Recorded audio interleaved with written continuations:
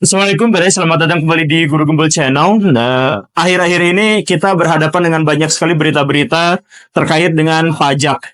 Dan pajak itu bukan hanya soal penggunaannya bagaimana, soal bagaimana negara ini menggunakannya dan mendapatkannya. Tapi banyak sekali orang-orang wajib pajak itu mendapatkan nominal pajak yang berbeda.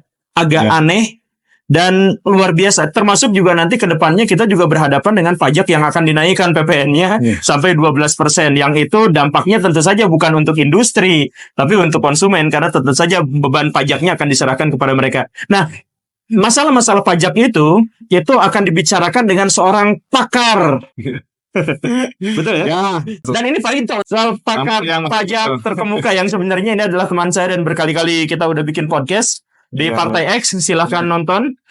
Tapi sekarang kita akan fokus pada ada sebuah pernyataan dari Bapak ini bahwa cara menghitung pajak itu tidak real. Cara menghitung pajak itu gimana? Pakai bahasa sastra. Oh iya Mas.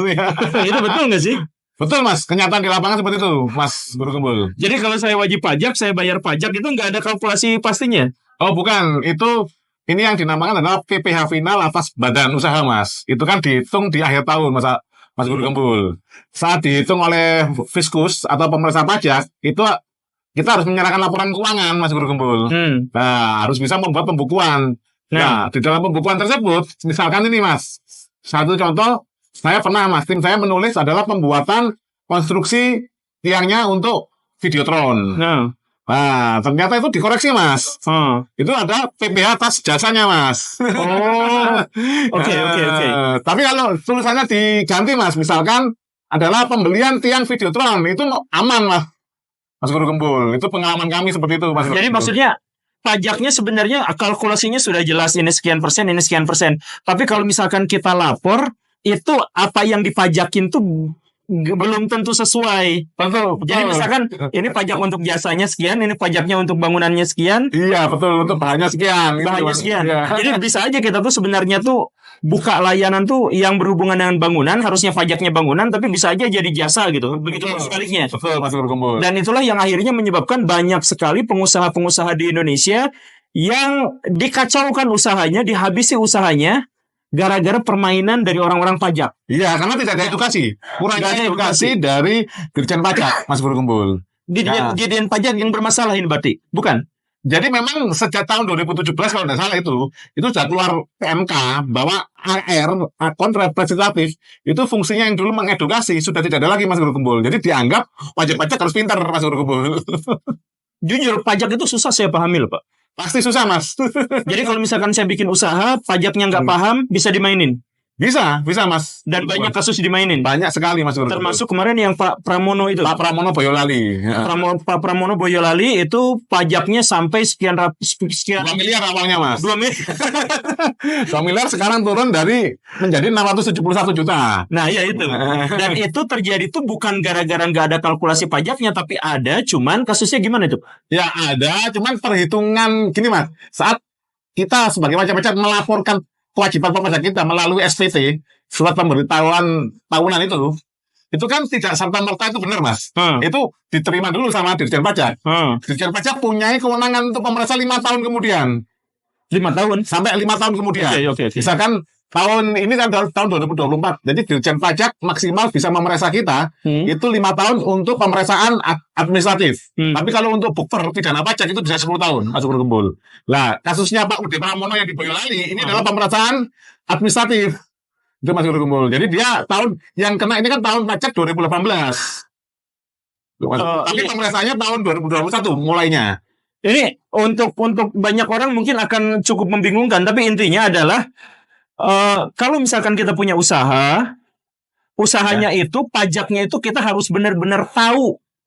Betul, harus benar-benar tahu ya. Kalau yang ini Mas Guru Gembul, kalau yang omset di atas 4,8 miliar dan sudah PKP, itu yang wajib pembukuan. Nah, tapi kan kita bisa aja ngasih berdasarkan asumsi sekian gitu kan? Bisa jadi, tapi kan nanti akan ada pemeriksaan. Saat diperiksa itulah akan ketahuan itu Mas Guru Gembul. Nah, maksudnya pas diperiksa itu kita punya kewenangan untuk bantu meriksa nggak Pak? Ini mengkonfirmasi bahwa ini tuh gini, itu gini. Oh, tidak bisa Mas Guru Gembul. Nanti saat mereka memeriksa itu kita hanya dimintai dokumen. Nah, Setelah dokumen diminta, nanti ada yang namanya surat pemberitahuan hasil pemeriksaan, SPHP namanya Mas Guru. Dari SPHP tadi, mereka akan setelah menyerahkan SPHP ya Mas ya, itu mereka akan mengundang namanya pembahasan akhir hasil pemeriksaan. nah, Nah, disitulah kita baru bisa membantah argumennya dari pemeriksa pajak. Cuman pengalaman saya ini Mas Guru, saat pembahasan akhir ini yang harusnya Fiskus ini mendengarkan, lebih banyak mendengar dari wajib pajak, ini malah sepertinya vonis akhir. Jadi tidak ada pembicaraan lagi. Akhirnya itulah menyebabkan angka pajaknya sekian tinggi itu seperti itu, Mas Guru. Ya itulah pentingnya Baraya. Jadi kalau misalkan kita punya, kita sebagai wajib pajak tuh kita tuh harus ngerti gitu. Betul, Mas Guru. Sebab itu dimainin pas pemeriksaan akhir itu. Betul, pas pemeriksaan pajak sampai 5 tahun tadi. Jadi isunya atau misalkan dianggapnya bahwa itu sebenarnya adalah finalnya seperti ini, padahal di situ tuh kita bisa bantah ya. Bisa. Misalkan Bisa. kita ajuin dokumen, kemudian kata pemeriksa pajaknya, ini dokumen tanah ini harusnya nilainya sekian. Bisa. Padahal sebenarnya bisa lebih, bisa itu gitu ya. Bukan itu bisa, yaitu saat di pembahasan akhir. Makanya sangat penting pembahasan akhir, dan ini yang paling penting ini teman-teman, pembahasan akhir itu menurut Dirjen Pajak ya Mas ya, itu wajib direkam audio visual. Nah, kenyataannya sekarang di kantor pajak itu tidak ada perekaman itu. Penting Baraya. Jadi di kantor pajak pemeriksaan itu wajib ada audio visual. Wajib. Ada aturannya. Ada Dirjen Pajak tahun 2017. Tetapi biasanya pas kita lagi main di situ justru tidak ada alat rekamnya, Mas. Contohnya ini sekarang kasus Pak Udi Pramono yang viral. Paling gampang buka saja. Pembahasan akhirnya gimana audio visual? Pasti nggak ada. Kalau tidak ada, menurut aturan perundang-undang perpajakan, Mas, itu dianggap tidak ada pembahasan akhir. Itu dianggap pembatalan surat ketetapan pajaknya, Mas. Jadi seharusnya itu dibatalkan secara hukum ya. Tapi harus pengajuan, Mas. Kalau Dirjen Pajak tidak bisa, Mas. Itulah yang saya sarankan ke Udi Pramono, Mas, untuk melakukan pembatalan SKP itu, Mas. Dari kita harus pintar juga, Mas. Nih, Pak, anggaplah saya udah diceritain pendidikan pajak nggak ngerti-ngerti. Bisa nggak sih saya serahin ini ke notaris gitu atau ke? Oh, tidak bisa, Mas. Notaris, konsultan pajak yang bisa kan konsultan pajak, Mas Guru Gembul. Cuman kenyataannya konsultan pajak ini sekarang adalah profesi yang tidak ada undang-undangnya, Mas Guru Gembul. Akhirnya mereka ini takut sekali kehilangan izin prakteknya dari DJP dan Kemenkeu, Mas Guru Gembul. Maka dari itu dia lebih cenderung membela DJP gitu loh, Mas. Kalau ada sengketa, Padahal apa, Mas, upahnya itu ikut wajib pajak, Mas. Cuman di lapangan membela. Konsultan pajak itu tidak punya undang-undangnya. Ya. Jadi dalam undang-undang tidak ada profesi namanya konsultan pajak itu. Betul. Tapi ketika kita membutuhkannya kita bayar ke dia. Betul. Nah, tapi dia karena dia tidak punya undang-undang, maka dia takut dicabut lisensinya atau izinnya. Betul. Maka dia akan berpihak pada Dirjen Pajak. Betul. Maka ketika ada pemeriksaan, ada sengketa di mana kita bersengketa dengan orang yang meminta kita pajak. Betul, Mas. Maka konsultan pajak yang kita bayar itu justru akan memihak pada mereka. Betul. Lah kok kesel, Pak? Bagaimana ini, Pak? Itu yang terjadi, Mas Guru Gembul. Itu yang terjadi bagi wajib pajak sekarang sangat berat perjuangannya, Mas Guru Gembul. Sekarang gini aja, Mas. Contohnya kasus Udi Pramono kan sudah viral nih. Iya. Banyak menteri datang ke sana, Mas. Terus banyak pejabat, ombudsman juga baru datang ke sana. Ikatan Konsultan Pajak Indonesia belum datang ke sana loh, Mas. Ikatan Wajib Pajak Indonesia sudah berkirim tim saya ke sana, Mas Guru Gembul, dan sudah kita kasih advokasi, termasuk salah satunya adalah permohonan pembatalan surat ketetapan pajak karena tidak ada rekaman. Nggak ada rekaman. Nah, ini advokat pajak, Baraya. Ini yang ngurusin orang-orang yang dizolimi oleh pajak gitu ya. Iya, Mas Guru Gembul. Jadi silakan nonton di Partai X. Orangnya KPI. ya itu Ikatan Wajib Pajak Indonesia. kan wajib pajak Indonesia. Cuman kalau misalkan ya, kalau memang begitu rumitnya masalah pajak ini dengan kalkulasi yang sebenarnya jelas tetapi bisa dibahasa sastrakan sehingga menjadi sangat abstrak, itu pengusaha-pengusaha Indonesia bisa susah untuk berkembang ya. Betul, Mas Guru Gembul. Makanya biasanya, Mas ya, mohon maaf aja, ini kebanyakan yang terjadi konsultan pajak ini malah bernegosiasi dengan Fiskus itu, Mas Guru Gembul. Makanya ada Rafael uangnya segitu banyak, Mas Guru Gembul. Itu kan kemarin belum terungkap itu kemarin. Ya mobilnya nggak ketemu. Siapa ya?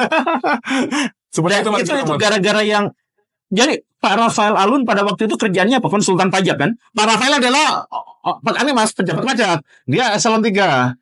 Dia adalah kepala bagian umum di Kanwil Jakarta Barat kalau nggak salah, Mas Guru Gembul. Ya. Cuman dia istrinya dia bukakan usaha konsultan pajak. Oh. Jadi nanti istrinya yang dapat WP wajib pajak, nanti negosiasinya yang ngedilkan nanti si Pak Rafael. Padahal sebenarnya orangnya itu aja. Iya, Cuman seperti itu, ya Mas. biar petugas pajak dengan konsultan pajak itu tidak menyatu dan akhirnya nanti memunculkan konflik hukum. Itu bisa pinter ya. Nah, ini sebagai catatan Mas Gerumbul, ini saya menyoroti kerumitan aturan perpajakan ini kalau kita lihat adalah sejak amandemen atau perubahan ketiga Undang-Undang Ketentuan Umum Perpajakan KUP Kok jauh, Pak? tahun 2007 Mas Gerumbul. Ya itu kok jauh. Perubahan ketiga. Permainan pajak itu dimulainya gara-gara itu. Dimulainya dari tahun 2007. Itu sebelumnya itu undang-undang aslinya KUP ini ya, itu kan undang-undang nomor 6 tahun 1983 Mas Gerumbul. Itu sudah direvisi ke satu dan kedua. Nah, yang ke satu dan kedua itu tidak ada frase peraturan Menteri Keuangan. Di revisi ketiga ini tahun 2007, zamannya Pak SBY dan menterinya Bu Sri Mulyani, itu memasukkan kata diatur dalam peraturan Menteri Keuangan ada 43 frase Mas Gerumbul. Oh, jadi itu semuanya diatur sama Menteri Keuangan? Iya, akhirnya kan kalau Menteri Keuangannya membuat peraturan tiap hari pun tidak berkonsultasi lagi ke DPR, gimana Mas nasib pajak-pajak? Makanya Mas Gerumbul pasti bingung terus Mas. Karena peraturannya memang ganti-ganti terus Mas Gerumbul. Kan biasanya kalau ada peraturan-peraturan yang berhubungan dengan hajat hidup orang banyak itu diputuskannya sama DPR. Betul. Masanya di tahun 2007 tadi sudah ada frase beberapa itu diatur di peraturan Menteri Keuangan detailnya. Nah, kan kalau bikin peraturan itu kan bukan eksekutif. Eksekutif itu yang menjalankan peraturan kan? Nah, makanya dia siapkan itu di situ Mas Gerumbul. Sudah disiapkan, diatur detailnya di peraturan Menteri Keuangan. Itu ada 43 frase 2007. Sampai sekarang sudah perubahan ke-7 Undang-Undang KUP. Itu sudah total 48 frase peraturan Menteri Keuangan. Itulah menyebabkan lemah sekali wajib pajak Mas Gerumbul. Ya, karena sepihak ya berarti peraturannya itu ya. Betul Mas. Apalagi nanti kalau kita bersengketa di pengadilan pajak. Itu nanti hakimnya adalah hakim di pengadilan pajak. Yang lembaganya tadi pengadilan pajak di bawahnya Kemenkeu. Ya, itu teman-temannya juga kan. Jadi kalau kita bersengketa dengan misalkan urusan pajak gitu. Betul Mas Gerumbul. Nah, pengadilan di bawah Kemenkeu. Betul. Yang bikin peraturannya Kemenkeu. Betul. Kemudian konsultan pajak semuanya itu dilindungi oleh peraturan Kemenkeu. Betul. Lah, itu benar-benar sepihak ya. Ini perlu usulan nanti Mas Gerumbul. Dari banyak ini Mas ya, lebih sering disuarakan. Kok saya nggak mau pengusaha, nggak mau jadi pengusaha ini Pak? Nah, masalah Mas, nanti kalau Mas Gerumbul sama saya dengan IWPI, nanti akan kita bantu lah Mas. Akan kita bantu Mas Gerumbul. Jadi nanti ini tolong diupayakan suara ini sampai ke Pak Prabowo Mas Gerumbul. Karena kalau nggak viral, rakyat kasihan Mas Gerumbul. Ya, saya pusing sendiri Pak. Pusing karena ternyata ada banyak istilah-istilah dan kebingungan-kebingungan soal pajak. Ya. Dan pusing ternyata peraturan pajak begitu sepihak gitu kan. Betul Mas Gerumbul. Jadi dan saya menjadi sangat khawatir kalau misalkan saya punya penghasilan dari sebuah perusahaan yang keuntungannya sekian. Maka, coba Bapak pernah nggak menemukan kasus pengusaha bangkrut, pengusaha kacau, rugi gara-gara pajak? Sering. Ini yang lagi ke saya nih Mas, sesama pengusaha ini Mas Boyolali Mas Gerumbul. Itu kalau diminta ini Mas ya, tagihan pajaknya, itu sudah hampir habis Mas asetnya. Plus rumahnya loh Mas. Nah, bukan hanya aset, uang Mas, sampai rumahnya Mas Gerumbul. Kok gitu? Itu yang realnya terjadi Mas, karena ketidaktahuan, ini wajib pajak, karena sudah buka PKP ini kasusnya aja. Jadi dia tidak melaporkan PPN, tidak ada edukasi dari Fiskus, gitu Mas Gerumbul. Itu ancamannya bisa ini Mas, bisa habis semua hartanya Mas. Kalau Baraya jadi pengusaha, Baraya ngurusin urusan duit itu benar-benar harus paham soal pajak.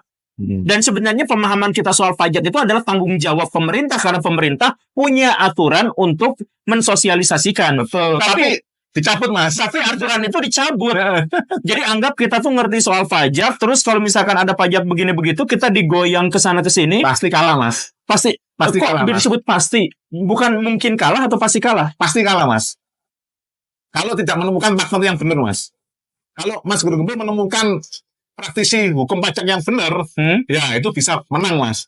Tapi kalau tidak, Mas, karena gini, Mas, saat sengketa di perpajakan itu waktunya sangat limitatif, Mas. Nah, rata-rata teman-teman wajib pajak ini waktunya habis untuk bingung-bingungin aja, Mas. Oh iya, untuk belajarnya dulu. Saya ngomong pasti kalah itu karena itu gak sih?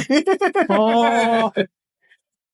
Please lah Baraya ini mau dipotong videonya sedikit-sedikit nggak apa-apa, tapi share sebanyak-banyaknya Ya. karena ini masalah bagi kita semua bahwa wajib pajak itu ternyata kurang mendapatkan edukasi soal pajak, dan ketika kita berpolemik atau bersengketa, dan hampir pasti kita akan berpolemik dan bersengketa untuk urusan pajak, kita akan kalah pasti kalah karena kita akan kebingungan pada apa tadi itu. Untuk mempelajari banyaknya aturan, gitu Mas Guru Gembul.